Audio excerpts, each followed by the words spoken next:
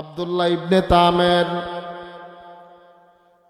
ইবনে তামের যখন জাদু বিদ্যা শিখতে বাদশার দরবারে যায়, আব্দুল্লাহ ইবনে তামের রাস্তার মধ্যে এক পাদ্রীর সঙ্গে দেখা হয়।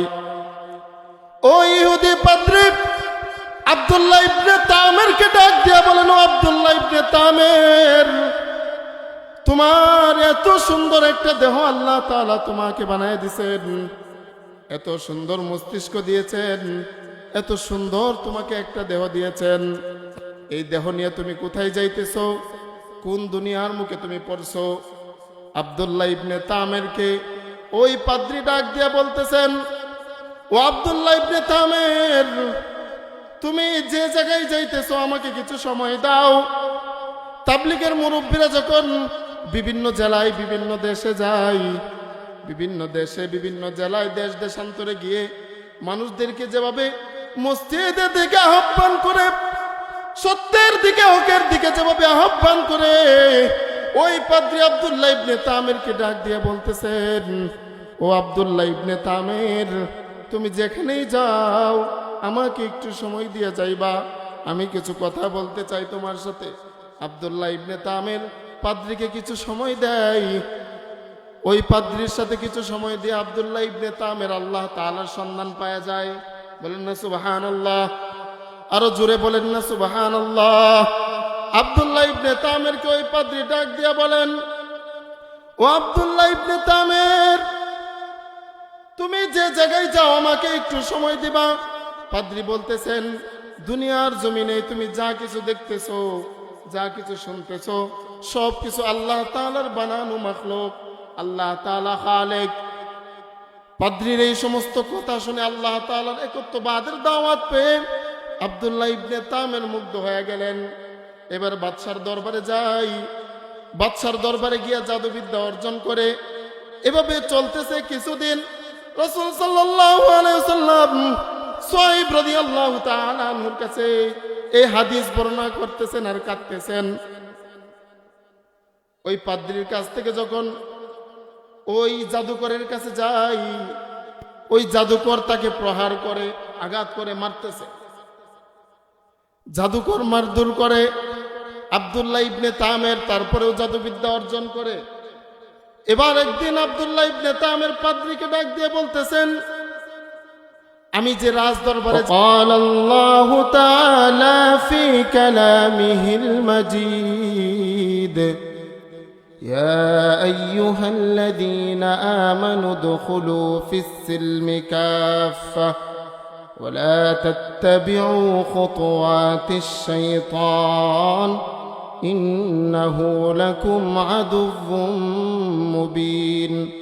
وقال النبي صلى الله عليه وسلم من أكل طيبا وعمل في سنة وأمن الناس بوائقه دخل الجنة أو كما قال عليه الصلاة والسلام. الحمد لله. সকলে একবার কালিমাতুশ শুকর আদায় করি বলে আলহামদুলিল্লাহ। আপনারা আমার এলাকার মানুষ, আমি এখনো মুসাফির, এখনো বাড়িতে উঠি নাই। যদিও আসছি আজকে রাত্রে, সর্বোচ্চ কালকে সকালে চলে যাব। তো আমি যাই দোয়া করি, আল্লাহর রাসূল বলছেন যে মুসাফিরের দোয়া এবং আল্লাহ তাআলার আরশের মধ্যে, আল্লাহ তাআলার মধ্যে কোনো পর্দা থাকে না। তো আপনারা এখানে বসছেন, আমি একজনের সামনেও বয়ান করতে পারি, আবার 50,000-এর সামনেও কথা বলতে পারি। আলহামদুলিল্লাহ, একজনের সামনে যেমনি কথা বলবো, 50 জনের সামনেও এমনিই কথা বলবো। সুতরাং আপনারা একজন থাকলেও 10 জন থাকলেও আমার সাথে একটু হা না সুবহানাল্লাহ আলহামদুলিল্লাহ যে জায়গায় যেটা বলার প্রয়োজন বলবেন তো ইনশাআল্লাহ। কারা কারা বলবেন না একটু হাত তুলে দেখেন তো। হ্যাঁ, যাক মাশাআল্লাহ। আল্লাহ তাআলা আমাদের হুশ জুশ জ্ঞান সব কিছু ঠিক রাখেন, বলেন আমিন। আরো জোরে বলেন আমিন। আলহামদুলিল্লাহ, আল্লাহ তাআলার দরবারে লক্ষ কোটি শুকর ও সুজুদ, যে মহা মালিক আমাদেরকে অত্যন্ত দয়া করে, মায়া করে, মোহাব্বত করে, ভালোবেসে, স্নেহ করে আমাদেরকে দুনিয়ার বিভিন্ন ফাহেসা কাজ থেকে মুক্ত করে দ্বীনের একটা পরিবেশে, ইসলামী মহাসম্মেলনে কিছু কথা বলবার জন্য, কিছু কথা শোনার জন্য আমাদেরকে একত্রিত করেছেন। 10 মায়ের 10 সন্তানকে 10 জায়গা থেকে আল্লাহ তাআলা আমাদেরকে একত্রিত করেছেন। এই জন্য আমরা খুশি না বেজার? খুশি না বেজার? যদি খুশি হয়ে থাকি, অন্তরের অন্তঃস্থল থেকে ইমানের আওয়াজকে উঁচু করে বলিষ্ঠ কণ্ঠে সমস্বরে সমস্ত ধরনের হীনমন্যতা, দুর্বলতা, জড়তা দূর করে আর্সেনিক মুক্ত সকলেই একবার কালিমাতুশ শুকর আদায় করে বলে আলহামদুলিল্লাহ। এটা নিয়ে জোর দিয়া, হ্যাঁ, সবাই বলছে? সবাই বলে নাই। আমি খালি গলায় যদি বলি আপনাদের আওয়াজ আসছে অনেক উঁচু হবে। আলহামদুলিল্লাহ, সকলে আবার কালিমাতুশ শুকর আদায় করি বলে আলহামদুলিল্লাহ। আলহামদুলিল্লাহ, যে সাদা পাঞ্জাবি বসে রয়েছে আলহামদুলিল্লাহ কয় নাই, আবারও বলে আলহামদুলিল্লাহ। লক্ষ কোটি দুরূদ পাঠ করি সেই মুক্তির মহামানবের প্রতি, যাকে কেন্দ্র করে আল্লাহ তাআলা আমাদের এই নবমণ্ডল, ভূমণ্ডল, আসমান, জমিন, পাহাড়, পর্বত, নদী, মালা, চন্দ্র, সূর্য, গাছ, আগুন, সব কিছুর সৌন্দর্য, গুণ, ক্ষমতা আল্লাহ তাআলা বৃদ্ধি করেছেন সর্বকালের সর্বশ্রেষ্ঠ মুক্তির মহামানবের উপর, জনাবে মুহাম্মদুর রাসূলুল্লাহ। সকলেই বলি সাল্লাল্লাহু আলাইহি ওয়াসাল্লাম। মুহতারাম মুসল্লিয়ানে ইকরাম, গলার অবস্থা বুঝতে পারতেছেন সম্ভবত, গলার অবস্থা খুব খারাপ। তারপরেও যেহেতু ওয়াদাবদ্ধ ছিলাম, আমাদের সাথী ভাই আবার চাচা, আমাদের জামাল চাচার অনুরোধে, আজকের আহ্বানে, ওনার আহ্বানে আজকের এই মাহফিলের দাওয়াত নেওয়া, এই ওয়াদা রক্ষার্থে আজকে এখানে উপস্থিত হওয়া। মুহতারাম মুসল্লিয়ানে ইকরাম, যেহেতু এসেছি কোরআন এবং হাদিস থেকে, এর বাহিরে কোনো কিছু না, কোরআন এবং হাদিস থেকে কিছু কথা বলবার জন্য আমি প্রস্তুত আছি। আপনারা শোনার জন্য প্রস্তুত আছেন? সকলেই দোয়া করবেন এমন কিছু কথা যেন বলতে পারি, আল্লাহ তাআলা এই কথা দ্বারা আমাকে এবং আপনাদের সকলকে যেন উপকৃত করেন। সকলেই দোয়া করবেন তো ইনশাআল্লাহ। ওমা আলাইনা ইল্লাল বালাগ ওমা তাওফীকি ইল্লা বিল্লাহ। মুহতারাম মুসল্লিয়ানে ইকরাম, আমি যে কথাগুলো বলবো অল্প সময়, কিছু কথার সার নির্যাস, আমার কথাগুলো মনে রাখবেন, নোট করবেন, কথাগুলো মনে রাখবেন। এটা একটা দর্স, ঠিক আছে? এটা কি একটা দর্স। এখানে আমি যা বলবো আপনারা শিখবেন, শুনবেন, কি করবেন? শুনবেন, শিখবেন। হ্যাঁ, তো এখান থেকে যদি কিছু খোরাক নিয়ে যাইতে পারেন, এখানে ওই লাইট জ্বালানো আর মাইক বাজানোর জন্য কি মাহফিলের আয়োজন? এটার জন্য না, আমাদের হেদায়েতের জন্য। তো কিছু কথা আমি বলবো কোরআন এবং হাদিস থেকে, আল্লাহ তাআলা যেন আমাদের সকলকে সে অনুযায়ী আমল করার তৌফিক দান করেন। মুহতারাম মুসল্লিয়ানে ইকরাম, আমি যে আয়াতে কারিমা আপনাদের সম্মুখে তেলাওয়াত করেছি, উক্ত আয়াতে কারিমার মধ্যে আল্লাহ তাআলা আমাদেরকে বলতেছেন, পৃথিবীতে যদি কোনো বান্দা ইবাদত করে, যে কোনো ইবাদত, সেটা যে কোনো ধরনের ইবাদত হইতে পারে, আপনি 2 টাকা দান করতে পারেন, 5 টাকা দান করতে পারেন, 50 টাকা দান করতে পারেন, 1000 টাকা দান করতে পারেন, এটা সওয়াবের কাজ না গুনার কাজ? সওয়াবের কাজ। আবার নামাজ পড়লেন, রোজা রাখলেন, হজ করলেন, যাকাত দিলেন, এগুলা সওয়াবের কাজ না গুনার কাজ? এখানে আসলেন, বসলেন, ইবাদত করলেন, এটা সওয়াবের কাজ না গুনার কাজ? প্রত্যেকটা ইবাদত কবুল হওয়ার জন্য মূল শর্ত একটা। কয়টা মূল শর্ত? কয়টা? একটা। জোরে বলেন কয়টা? মার্কাটা কি? তাহলে আওয়াজ আরো জোরে হইব। হ্যাঁ, কয়টা? একটা। আল্লাহ কয়জন? শ্রেষ্ঠ নবী কয়জন? একজন। মূল শর্ত কয়টা? একটা।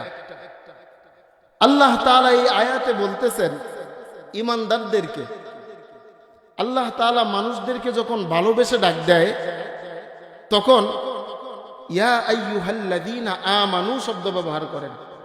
তোমরা কি হাসখানে পড়ো? আচ্ছা, এই যে ছোট ছোট তালেবুল আলেম হাসখানায় পড়ে, বলো তো কোরআন শরীফে ইয়া আইয়ুহাল্লাযীনা আমানু বেশি না ইয়া আইয়ুহাল ইনসান বেশি না? মাশাআল্লাহ, কোরআন শরীফে সবচাইতে বেশি কি? ইয়া আইয়ুহাল্লাযীনা আমানু।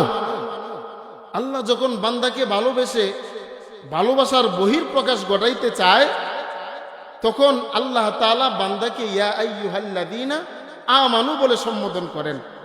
আর যখন রাগান্বিত হয়ে ডাক দেয় তখন ইয়া আইয়ুহাল ইনসান বলেন। বুঝাইতে পারছি? প্রত্যেকটা কথা মনে রাখবেন। তো আল্লাহ তাআলা আমাদেরকে বলতেছেন তোমরা যা খাবে, তোমরা যে ধরনের খাদ্য গ্রহণ করবে তা কি হতে হবে? হালাল হতে হবে। শর্ত কয়টা বলছিলাম? একটা। শর্ত কয়টা? একটা। তো সমস্ত ইবাদত কবুল হওয়ার জন্য এক নাম্বার শর্ত, সেই শর্তটার নাম কি? হালাল খাদ্য।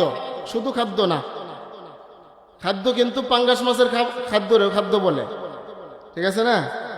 হ্যাঁ, খাদ্যটা মানুষের খাদ্যটা কি হতে হবে? হালাল খাদ্য। আপনি হালাল খাদ্য গ্রহণ করে 2 টাকা দান করবেন, আপনার কবুল।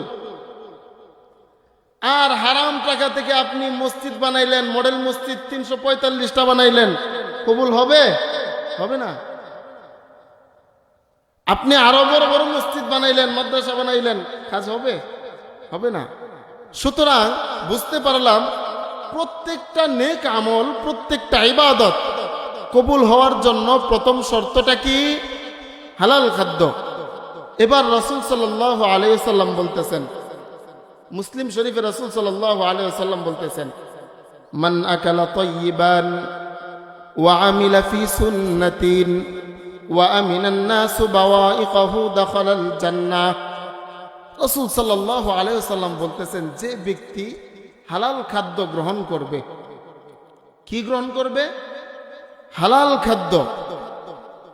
ওয়া আমিলা ফি সুন্নাতিন, এবং যে আমলগুলো করবে সে আমলগুলো যদি আমি নবীর তরিকা অনুযায়ী হয়, সে আমলগুলো যদি আমি রসুলের তরিকা অনুযায়ী হয়, ওয়া আমিনান নাসু বাওয়াইকাহু দাখালাল জান্নাহ, এবং তার হাত, তার মুখ থেকে, তার সমস্ত অঙ্গ প্রত্যঙ্গ থেকে যদি অপর মুসলমান ভাই নিরাপদ থাকতে পারে, দাখালাল জান্নাহ।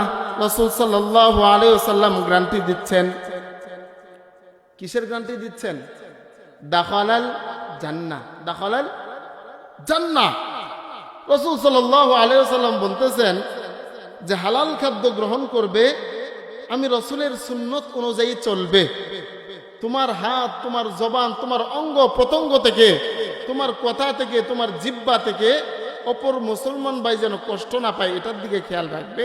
রসুল বলতেছেন সে কোথায় প্রবেশ করবেন? জান্নাতে। তো আল্লাহ তাআলা আমাদেরকে ছোট্ট একটা শর্ত জড়াইয়া দিয়েছেন। প্রত্যেকটা নেক আমলের সাথে শর্ত জরুরি। প্রত্যেকটা নেক আমলের সাথে কি জরুরি?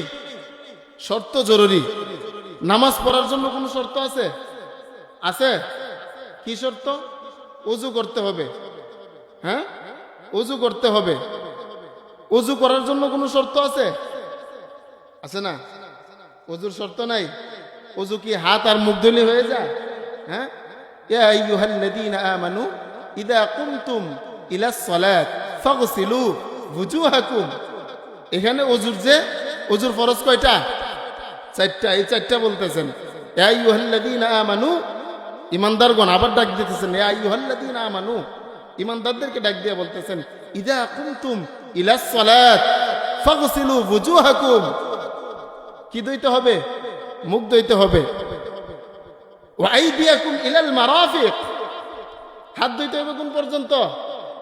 ওয়ামসাহু বিরুসিকুম, কি করতে হবে? মাথা মাসাহ করতে হবে। ওয়া আরজুলাকুম ইলাল কাবাইন, দোনো হাত কোন পর্যন্ত, দোনো পা কোন পর্যন্ত দিতে হবে? এখনো পর্যন্ত। মাশাআল্লাহ, তো এটা ফরজ না? হ্যাঁ। তো ওযুরও কিছু শর্ত আছে, ঠিক তেমনি ভাবে প্রত্যেকটা জিনিসের, প্রত্যেকটা ইবাদতের একটা একটা শর্ত আছে।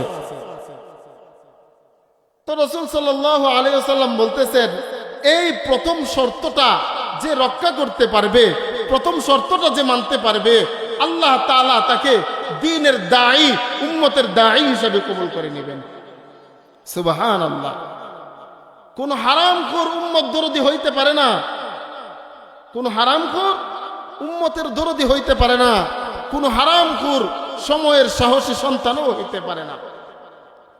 হ্যাঁ, আপনি হারাম গ্রহণ করবেন, টেবিলের নিচ দিয়ে টাকা নেবেন, আর আইসা ইমাম সাহেবের কাছে বলবেন, আমার ছেলেটা যে অত্যাচার করে, হ্যাঁ, আমার ছেলেটা যে অত্যাচার করে, এমন কোনো মানুষের জাতও করে না। হ্যাঁ, নিজেই বলছে এর ছেলে মানুষের জাত না। কেন? সেটা হারাম গ্রহণ করার জন্য। হারাম গ্রহণ করবেন, আপনার সন্তান মানুষ হবে না। স্পষ্ট কথা, একটু শুনতে খারাপ শোনা যায়, ঠিক না? হ্যাঁ, কষ্ট লাগে। হারাম যে গ্রহণ করবে তার সন্তান কি হবে না? মানুষ হবে না। আর যাই হোক, সে মির্জাফর হবে, হ্যাঁ, সে লতিফ সিদ্দিকী হবে, সে আহমদ শফি হবে না, সে কোনোদিন জুনায়েদ বাবুনগরী হবে না। আল্লাহ তাআলা আমাদেরকে এটাই বলতেছেন, তোমরা খাবে কি? হালাল। হ্যাঁ, পান করবে কি? উত্তম। পান যেটা করবে, তরল জাতীয় পদার্থ যেগুলো, এগুলো পান করে, তো এগুলো কি হারাম করা যাবে? হ্যাঁ, তরল জাতীয় আর কিছু নাই, হ্যাঁ, ওইগুলো পান করা যাবে? ওইগুলো পান করা যাবে না। তো আল্লাহ তাআলা আমাদের প্রত্যেকটা ইবাদতকে হালাল রিজিক গ্রহণ করে আল্লাহ তাআলা আমাদেরকে প্রত্যেকটা ইবাদত করার তৌফিক দান করেন। আমিন। সকলেই বলে আমিন। মুহতারাম মুসল্লিয়ানে ইকরাম, আল্লাহ তাআলা আমাদেরকে যে জীবন দিয়েছেন, যে হায়াত দিয়েছেন, দুনিয়াতে কোনো মানুষ একবার চলে গেলে দ্বিতীয়বার আসে না। দুনিয়াতে কোনো মানুষ একবার চলে গেলে দ্বিতীয়বার আসে না। হারাম রিজিক যে ভক্ষণ করে চলে যায়, সে তার নিজের ভিতরে জ্বলন্ত বারুদ নিয়ে ঢুকলো কবরে। জ্বলন্ত বারুদ নিয়ে কবরে ঢুকলো। আজরাইল আলাইহিস সালাম যেই দিন মালাকুল মউত মৃত্যু নামক গোসা দিবে, ওই বারুদে আগুন লেগে যাবে, সমস্ত শরীরে জ্বালাপোড়া শুরু হয়ে যাবে। আল্লাহ তাআলা আমাদেরকে হারাম রিজিক থেকে হেফাজত করেন। সকলেই বলে আমিন। হারাম খুরমনা আমাদের দেশে নাই, আছে? হ্যাঁ, এই হারাম থেকে আমাদেরকে বেঁচে থাকতে হবে। মুহতারাম মুসল্লিয়ানে ইকরাম, হারাম পথ থেকে বেঁচে থাকলে, হালাল পথে চললে আমাদেরকে আল্লাহ তাআলা কি কি পুরস্কার দিবেন মনে রাখবো। হারাম থেকে যদি আমরা বেঁচে থাকতে পারি, আল্লাহ তাআলা আমাদেরকে সর্বপ্রথম উত্তম জীবন দান করবেন। সুবহানাল্লাহ। সর্বপ্রথম কি দিবেন? উত্তম জীবন। উত্তম জীবন। 2 নাম্বার, আল্লাহ তাআলা আমাদেরকে পেরেশানি মুক্ত জীবন দান করবেন। সুবহানাল্লাহ। 3 নাম্বার, আল্লাহ তাআলা আমাদের থেকে রিজিকের পেরেশানি দূর করে দিবেন। আর কিছু লাগে? এই মাইজ ভান্ডারের জন্যই তো সবকিছু, এই পেটের লেগে সবকিছু না। হ্যাঁ, রিজিকের চিন্তা যদি আল্লাহ তাআলা দূর করে দেয়, আর কোনো পেরেশানি আছে? আল্লাহ তাআলা এই 3টা পুরস্কার দুনিয়াতে দিবেন। আখিরাতে কি দিবেন? আখিরাতে আরো 3টি পুরস্কার দিবেন। 1 নাম্বার, আল্লাহ তাআলা তাকে চিরজীবন দান করবেন। সুবহানাল্লাহ। কি দান করবেন? চিরজীবন, চির হায়াত। 2 নাম্বার, চির সুস্থতা তাকে দান করবেন। সুবহানাল্লাহ। খুশি না আপনারা? আরো জোরে বলেন না সুবহানাল্লাহ। সুবহানাল্লাহ। 3 নাম্বার, চির যৌবন আপনাকে দান করবেন। সুবহানাল্লাহ। আসতে হয়েছে। সুবহানাল্লাহ। চিরজীবন, চির সুস্থতা, চির যৌবন, এই 3টা হইলে দুনিয়া আখিরাতে আর কিছু লাগে? আর কিচ্ছু লাগে না। আল্লাহ তাআলা আমাদেরকে পুরস্কৃত করবেন। দুনিয়াতে শামিলের পুরস্কার হলো শামিল পুরস্কার, অর্থাৎ যে তিনটা পুরস্কার দিবেন তার অন্তর্ভুক্ত। দুনিয়াতে আল্লাহ তাআলা আপনাকে সম্মানিত করবেন। সুবহানাল্লাহ পড়েন না? একটু সুবহানাল্লাহ জুড়ে কইেন, সুবহানাল্লাহ একটু জুড়ে বললেন, হ্যাঁ, আল্লাহ খুশি হবে। ঠান্ডা বেশি লেগে গেছে? মাশাআল্লাহ। তো আল্লাহ তাআলা তাকে দুনিয়ার জমিনে সম্মানিত করে দিবেন।